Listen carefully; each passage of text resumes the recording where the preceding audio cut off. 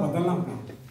तो इसके लिए सबसे पहले आप अपने मन से घृणा, ईर्ष्या, द्वेष आदि विचारों को निकाल कर बाहर करें, तब आप अपने भाग्य का स्वयं निर्माण करें। इस बात का विश्वास रखें कि सब कुछ आपके हाथ में है, क्योंकि आप ही तो अपने भाग्य का निर्माता है। फ्रेंड्स, मनुष्य एक ऐसा प्राणी है जिसे प्रकृति ने सब कुछ दे रखा है।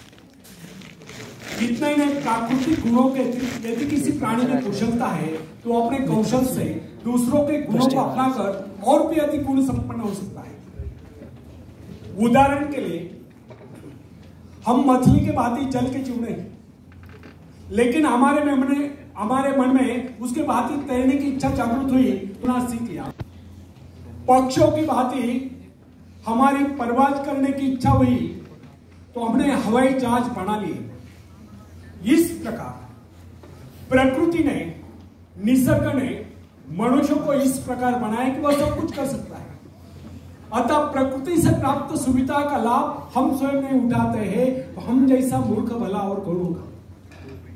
प्रकृति ने हमें ज्ञान, उसने हमें एक ऐसी शक्ति दी, बल्कि जादुई शक्ति दी है जिससे हम सब कुछ पा सकते हैं। हाँ, ये अलग बात है कि हम उस शक्ति को पहुंचा नहीं पा रहे। अरस्तु ने एक बात चौराहे पर खड़े होकर चिल्ला चिल्ला कर कहा था, इस दुनिया में सब कुछ है, जो चाहो सो पाओ, पर पहले अपने को उस योग्य बनाओ।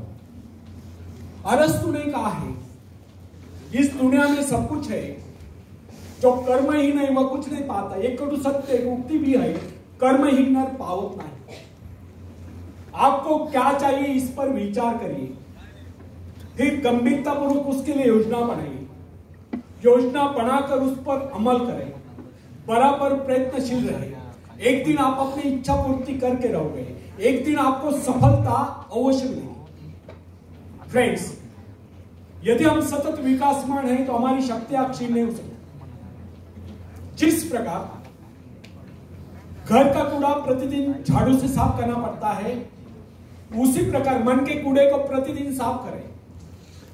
निरंतर नए विचार, आगे बढ़ने के विचार, प्रगति के विचार, उन्नति के विचार मन में लाए, तब शक्तियों को क्षीण करने की क्रिया स्वयं समाप्त हो जाएगी।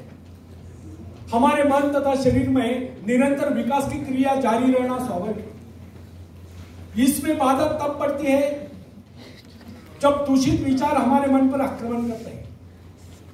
मन पर दूषित विचारों का आक्रमण तभी होता है जब हमारे मन में खालीपन होता है। जब तक हम अपने मन में विकास के विचार रखते हैं, तब तक अवनति के विचार नहीं आ सकते। प्रगति के विचार है तो अवनति के विचार नहीं आ सकते। मन को नवीन तथा तरोताजा करने के अनेक उपाय हैं। इस विषय में हम सबके भिन्न भिन्न अनुभव हो सकते हैं। हम देखते कई बार हमारे मन में दुख और निराशा की छाया आश्चर्यजनक रूप से लुप्त हो जाती है। दुख के घिर आए बादल हट जाते हैं और उनके स्थान पर हर्ष की धूप खिल उठती है। कम से कम कुछ समय के लिए जीवन के प्रति हमारा दृष्टिकोण बदल जाता है। कई बार हम अनुत्साहित और निराश हो जाते हैं और अकस्मात कोई शुभ समाचार आ जाता है और हमारा हृदय हर्ष से गदगद उठता है। अथवा कोई हंसो और सहृदय व्यक्ति आ जाता है और हमारी मनस्थिति में पूर्णतया परिवर्तन ला देता है। या कोई परम प्रिय मित्र आकर सारा वातावरण ही बदल डालता है। अथवा अचानक किसी सुंदर स्थान अथवा देश की यात्रा करने का अवसर प्राप्त हो जाया करता है और उसके प्राकृतिक सौंदर्य का लेप हमारे हृदय को शीतल कर देता है।